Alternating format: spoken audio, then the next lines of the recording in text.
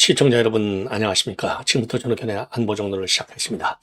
자, 이제요, 이 검찰 내부의 이제 반란 사태는요, 잡을 수 없을 정도로 확산이 되고 있다. 이거는 이제 기정사실로 되어 있고요. 그러면 외압의 실체가 어디서부터 시작됐느냐? 이건 뭐 용산 대통령실 것이다. 라고 하는 의혹과 추론은 상당히 합리적이고 충분히 상식적으로 납득이 되는 대목이 아니냐. 자, 그런데도 불구하고 말이죠. 이 국민이, 야, 이러니까 참 이게 정말 제1야당으로서 역할을 다 하고 있느냐에 대한 의구심과 이거 진짜 이 국민의힘의 정체성을 잘 모르겠다. 우리 국민들이 반신반의할 수밖에 없어요. 아니 이미 장동혁, 그다음에 주진우 이런 의원들이 결국은 탄핵의 대상에는 이재명이도 포함된다. 예, 이재명 쪽에 이거 지침이 아니겠느냐라고 하는 의혹을 제기했어요. 그럼에도 불구하고 말이죠. 오늘 의총에서 열었는데 거기까지는 진도를 못 나가고 있습니다. 뭘 망설여요? 뭘 망설여? 예? 아니 표현의 자유, 판단의 자유. 아니 고영주가 문재인 정권 때 문재인 당신은 공산주의자야 해가지고 고발까지 됐지만은 대법원에까지 가서 확정 판결을 받은 것은요. 전 세계적인 추세인 표현의 자유를 폭넓게 인정해주는 법률적으로도 바로 요거 딱 하나거든요. 표현의 자유. 자, 그러니까 이런저런 정황으로 볼 때 나는 예를 들어서 이재명이나 또는 용산 대통령실이 저 의혹의 외압 주체의 핵심에 있다. 이렇게 판단한다. 이거는 상식적인 거 아니에요? 그러니까 지금 장동희도 그렇게 얘기했고 한동훈이도 그렇게 얘기했고 그다음에 주진우도 그렇게 얘기했고 김민수도 그렇게 얘기하고 있어요. 자, 그럼에도 불구하고 의총에서 딱 하나의 제일 큰 결론이잖아요. 아니 송사리를 잡아서 뭐 하겠습니까? 송사리를 잡아서 도대체 뭐해? 국민 내 분노는 지금 들끓고 있는데 여론을 민심을 정치에 담아내는 역할하는 제1야당의 지금 국민의힘에서 그것도 의총에서 말이죠. 그거 하나를 정리를 못해. 좀 더 심사숙고하자 이거예요. 아니 심사숙고할 게 따로 있지. 제가 항상 그러잖아요. 유능하냐 무능하냐의 차이는 완급과 경중을 잘 가리느냐 못하느냐에 달려있다라고 말씀을 드렸지 않습니까? 야, 자, 그래서 이런 지금 불만들이요. 아주 상당합니다. 그래서 길거리에서 만나는 사람들, 전철 안에서 만나는 사람들, 어디 행사장에서 만나는 사람들이 저한테 그런 불만을 많이 해요. 제가 저도 그렇게 판단하는 사람 중에 한 사람이지만은 그런 여론이 그만큼 많은 거예요. 더군다나 당 내에서 뭐 면책 특권이 있고 그를 떠나서 말이죠. 주진우, 예를 들어서 김민수, 지금 최고위원. 김민수는 국회의원이 아니니까 면책 특권이 없잖아요. 김민수도 대놓고 얘기하지 않습니까? 예? 김민수도. 그리고 장동혁이는 그런 면책특권을 이용해서 가짜의 판단을 갖다 내놨다는 얘기입니까? 면책특권을 남용하기 위해서? 그렇게 저는 보지 않아요. 아니, 장동혁이는 판사 출신의 법조인이잖아요. 법조인. 법률가잖아요, 법률가. 그럼에도 불구하고 말이죠. 당 대표는 또 뭐하고 앉아있었냐 이겁니다. 의총에서 그거 하나를 의원들 107명밖에 안 되는데 그거 하나를 설득을 못했어? 이러니까 국민이 그러고 오늘 11일 날 또 이 검찰을 항의 방문하고 뭐 이런다고 하는데 항의 방문해서 뭐예요? 항의 방문해서 뭐냐고. 규탄대 국회 앞에서 그 계단 앞에서 해봐야 뭐해. 주말에 광화문 한 번을 나올 줄 알아야지. 아니 이 상황이 이렇게까지 지금 악화되고 있는데 검사들의 분노, 검사 한 명의 검사만도 못해. 국회의원 107명이 검사 한 명만도 못하는 거예요. 검사들 한 명 한 명이 실명을 내걸고 지금 직격탄을 날리고 있잖아요. 뭐가 무서워서 시내 나와서 집회 한 번도 못하냐 이 말이에요. 뭐 누가 지들 버릇 주최하라고 그랬어? 지들 버릇 주최하라고 했냐고. 남의 행사에 끼기 싫으면 그럼 저희들이 주최해봐. 예?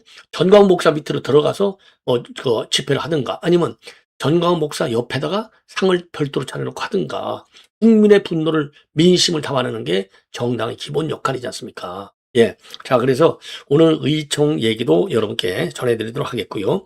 그리고 지금 이제 진중권 교수도 저하고 생각이 비슷합니다. 재벌이 탄생한다. 예. 재벌이죠. 재벌. 자, 그래서 지금 이제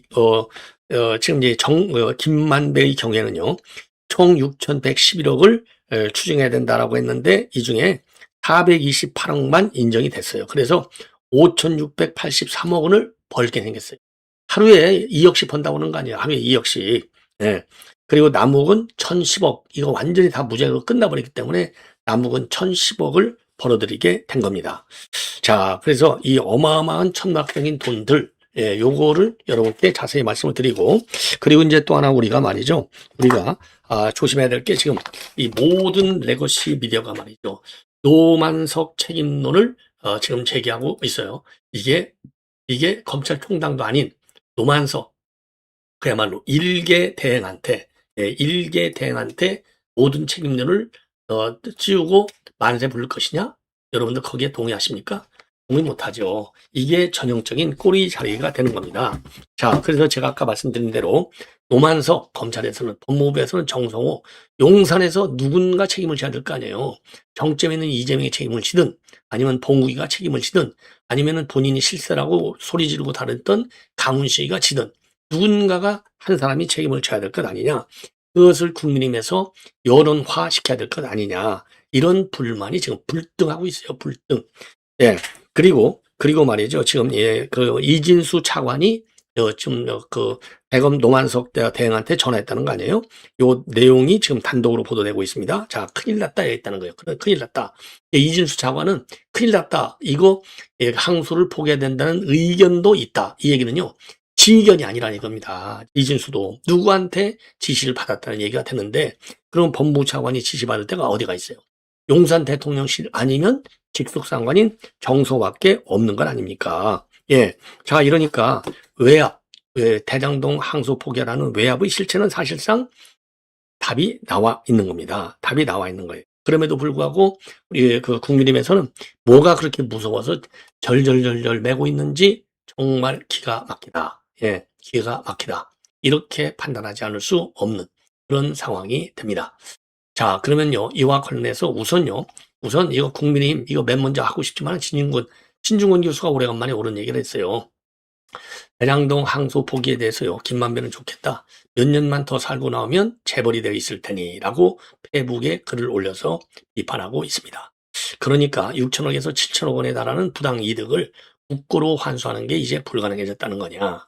다투어 보지도 않고 천문학적 액수의 범죄 수익을 대장동 일당들 주머니 속에 안전하게 넣어줬다는 거냐. 대체 뭐 하는 짓인지. 예. 그러면서요, 정성호가 지시하고 노만석이 총대를 메고 정진호에게 부당한 압력을 가했다는 얘기다.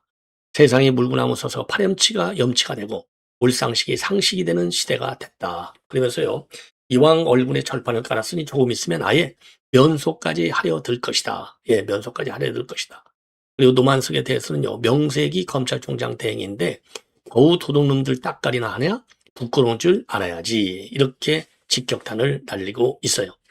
자, 그러면 여러분들 말이죠. 지금 이 항소 포기와 관련해서 궁금한 게 이 돈 액수가 왔다 갔다 합니다. 돈 액수가 왔다 갔다 해요.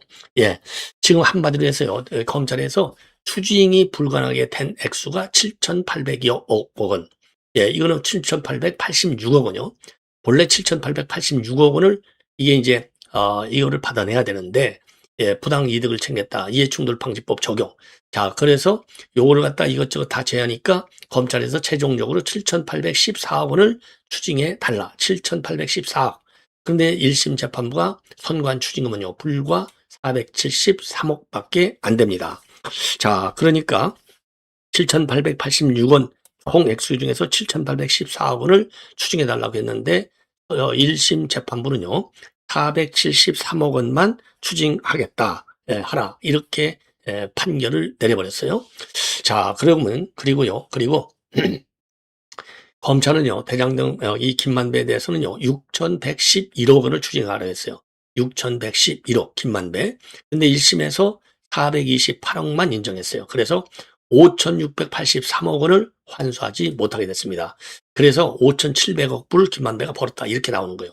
이거 재벌이네? 이렇게 나오고, 이게 그러면 하루에 2억씩 벌어먹네? 그 깜빵에 있으면서 이런 얘기가 나오는 겁니다. 그리고 남욱의 경우에는요, 검찰이 부당수익이라면서 구형했던 1,010억 원, 이거는요, 이거 1심에서 고스란히 무죄가 돼버렸어요. 이게 무죄로 이제 떨어지는 겁니다. 예. 그래서 1,010억 원을 고스란히 지금 내지 않게 되어 있습니다. 자, 그래서 이 법무부는요, 이 항소 포기안에서 구형보다 높은 형이 선고돼서 항소를 하지 않아도 문제가 되지 않는다. 이렇게 판단했다는 것이고, 대검이 항소할 필요성이 있다고 보고했을 때 신중하게 판단하면 좋겠다. 종합적으로 신중하게. 야, 이게 압박이지 뭡니까? 하지 말라는 얘기보다 더 무서운 얘기잖아요. 예. 요게 이제 진중권 교수가 지금 얘기하는 내용이 되겠고요. 하루에 2억씩 벌어먹는다. 예, 이 얘기는요. 주진우 의원이 CBS 라디오에 나와서 한 얘기예요. 하루 2억씩. 왜? 김만배에 대해서 검찰 추징금을 갖다가 6,100억, 이게 6,111억 원인데 이거를 갖다가 구형을 했는데 대장동 배임 피해로 적어도 6,100여 억 원의 피해를 온 건 확실하다. 그렇죠? 검찰이 그러니까 이거를 추징해달라고 했잖아요. 그런데 그 돈을 김만배 재산으로부터 전부 환수하겠다고 검찰이 구형을 했어요. 그래서 김만배로부터 환수하겠다 구형했는데 1심이 배임 피해액을 특정할 수 없다고 판단하고 불과 뇌물 관련된 428억 원만 추정하겠다고 한 것인데 그것만 해도 돈으로 따졌을 때 5,600억 이상의 차이가 난다. 이번 항소 포기로 김만배에서 어떤 경우에도 국가는 428억 원밖에는 못 가져온다는 것이다. 그래서 김만배 재산은 법원에서도 배임 액수가 워낙 크다 보니까 언제든지 환수할 수 있도록 그 명의의 재산을 2천억 정도 동결, 추징 보전 명령을 해놨어요. 추징금 상한에 따라서 1,600억 원은 당장 김만배에게 돌려줘야 되는데 그것을 국민이 납득할 수 있겠냐. 그리고요, 수감 생활 중간에라도 본인이 그 돈을 처분할 수 있는데 배임 피해액이 6,100억 원, 김만배가 428억 원을 제하고 전부 가져간다면 징역 8년의 환사가 내보니 수감 하루당 얻는 이익이 2억 원이다. 그래서 2억짜리 세계 신기록급 고액 알바를 하는 것이다. 이렇게 비꼬고 있는 겁니다. 주진우 의원이. 네. 자, 그러면서 말이죠. 정권이 바뀌니까 남욱 같은 사람들이 예전엔 검찰이 어떤 강압수사도 없었다고 법정 증언까지 했는데 이제는 마치 검찰이 강압수사에서 본인이 허위를 진술한 것처럼 말을 번복하기 시작했고 그런데 검찰이 항소하지 않고 본인들만 항소하면 불이익금지 원칙 때문에 더 이상 형이 나올 수가 없다. 마음껏 거짓말할 수 있는 팔을 깔아준 것이다. 그러면서 무죄는 더 받을 수 있고 유죄는 더 줄 수 없는 사건이 되다 보니 이번 정권에서 임명된 서울중앙지검장이 바로 사의 표명을 한 것이다. 바로 사편에서 책임지겠다고 할 정도로 이례적이고 통상적이지 않은 사건이다. 그래서 대통령실과 법무장관의 교감 내지 지시 없이 이런 결정이 되는 것은 시스템상 불가능하다. 옳은 얘기죠. 옳은 얘기예요. 예. 자, 그리고요. 이제 주진우 의원이 요즘 이와 관련해서 입장문을 수시로 내고 있어요. 수시로. 또 지난 9일에는요. 김만배 항소포기가 범죄인 증거라는 글을 올려서 법무장관은 서면 지휘하고 공소심의위원회도 사전에 거쳐야 하는데 모두 누락됐다. 그래서 중대한 절차 위반이다. 예, 이거 굉장히 중요한 거죠. 법무장관은 서면 지휘하고 공소심의위원회도 사전에 거쳐야 되는데 모두 누락됐다. 중대한 절차 위반이다. 그러면서요. 추진우 후에 이미 동결해둔 김만배의 예금, 부동산 800억 중 절반은 김만배에게 반환해야 되는 상황이다. 나중에 이재명 그럼의 정성호가 대신 갚아야 한다. 이렇게 주장을 하고 있습니다. 나중에 이제 이재명하고 정성호가 갚아야 된다 이거예요. 예. 야, 참 여러분들 이제 확실하게 왜 하루 2억인지 아셨죠? 예. 요게 이제 지금 문제인 것이고 그다음에 지금 노만석이가 말이죠. 노만석이가 지금 한겨레에서조차도 이제 한겨레도 돌아서 버렸어요. 한겨레도. 예. 노만석이가 이제 뭐라고 했냐면 중앙지검장한테 법무부서 항소가 어렵다고 한다. 그러니 재검토하라. 이렇게 밤 11시가 넘어서 지금 노만석이가 말이죠. 지금 노만석 한테 지금 그렇게 얘기를 했다는 겁니다. 예. 자, 그래서 이제 오늘 말이죠. 이 노만석이가 아주 개망신을 당했어요. 대검 직속 참모들, 이 과장급 부장검사들한테 한마디로 면담을 받으면서 개망신을 당했습니다. 자, 대검 간부들한테 뭐라고 얘기했냐면 법무부 쪽으로부터 항소가 어렵다고 연락이 와서 서울중앙지검에 항소 재검토를 지시했다. 이렇게 밝히고 있습니다. 자, 그래서요. 한겨레에서 취재한 바 보면 오늘 5시 30분께 지금 대검 과장급 검사들이 노만석이 사무실을 찾아가서 그 설명을 요구했습니다. 그랬더니 항소 시한이 지난 7일에 법무부 쪽으로부터 항소가 어렵다고 연락이 와서 정진우에게 전화로 재검토를 지시했지만은 어렵다고 했다. 예. 왜냐하면 중앙지검장은 이때만 하더라도 말이죠. 지금 거의 내부적으로 항소하는 걸로 결정이 돼 있다. 있는 상황이었잖아요. 그러니까 어렵다는 얘기가 하는 겁니다. 이후에 정진우 지검장이 밤 11시가 넘어서 항소를 포기하겠다고 했다. 이렇게 밝혔습니다. 예, 이렇게 밝혔어요. 자, 그러니까 이제 대검 과장급 검사들이 특정 사건의 정무적인 고려하는 게 말이나 되냐? 책임지시는 게 맞다라고 용태 건의를 했고요. 노만석 직무대행은 시간을 좀 달라. 안 한다 소리는 또 안 했어요. 예, 말귀는 조금은 알아들어요.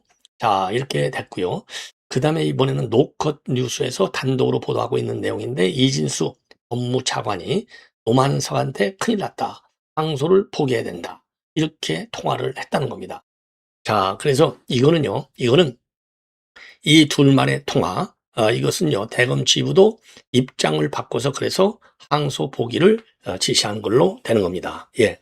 그래서 검찰 일각에서도 이번 항소 포기 결정에는 이진수 차관의 의사가 반영됐다라는 주장은 나왔지만은 당시 이 차관은 다른 외부 요인에 의한 것임을 시사하는 표현을 사용한 것으로 보입니다. 예. 그래서 노컷 뉴스가 취재를 쭉 종합해 봤더니 지난 7일 오후에 노만석한테 이진수 차관이 전화를 걸어요. 그래서 큰일 났다. 항소를 포기해야 될 것 같다. 이렇게 말했다고 합니다. 예. 자, 이때는요, 지금 이제 대검 지부는요, 대장동 사건에 대한 항소가 필요하다는 점을 법무부에 이미 보고한 뒤 답변을 기다리고 있는 상황이었어요. 서울중앙지검도 항소 제기를 위한 준비를 마무리한 상태에서 책임 지시를, 대검 지시를 다 기다리고 있었어요. 그러니까 대검에서도 항소해야 된다. 의견을 법무부에 냈으니까 법무부 의견을 기다리고 있었고, 중앙지검은 또 대검에다가 항소한다. 항소장까지 다 써서 보내줬으니까 대검 지시를 기다리고 있었어요. 그런데 밤 10시쯤에서 대검 지부가 중앙지검에 항소 포기를 지시하는 겁니다. 자, 이 항소 포기 결정은요, 이진수 법무차관하고 노만석 사이에 통화가 이루어진 뒤에 일어난 결정이에요. 자, 왜 그러냐? 지금 노만석이가 뭐라고 했냐면요, 법무부의 의견도 참고한 후에 해당 판결의 취지를 종합적으로 고려해서 항소 제기하지 않는 것이 타당하다고 판단했다. 그리고 검찰총장 대행인 저의 책임하에 중앙지검장과의 협의를 거쳐서 숙고 끝에 내린 결정이다. 이렇게 밝혔잖아요. 예. 자, 그러니까 이 법무부의 의견도 참고, 이러니까 이제 이진수 차관한테 그렇게 지시를 받은 거예요. 예.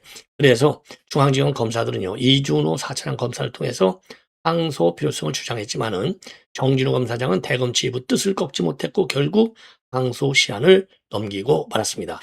자, 그래서 지금 법조계에서는요, 이진수 차관이 사용한 표현에 주목을 하고 있어요. 뭐라고 되어 있느냐? 항소를 포기해야 되는 상황을 두고 큰일 났다. 이렇게 얘기하는 거예요. 큰일 났다. 그러니까 사실상 본인은 항소 제기에 반대하지 않았지만은 다른 외부의 요인에 의해서 어쩔 수 없이 항소를 포기해야 된다라는 의견으로 보이는 겁니다. 그러니까 큰일 났다고 그러죠. 예. 우리도 그렇잖아요. 내가 헌재 같으면 큰일 날 게 없지. 내가 설득하면 되니까. 예? 예. 자, 그런데, 예.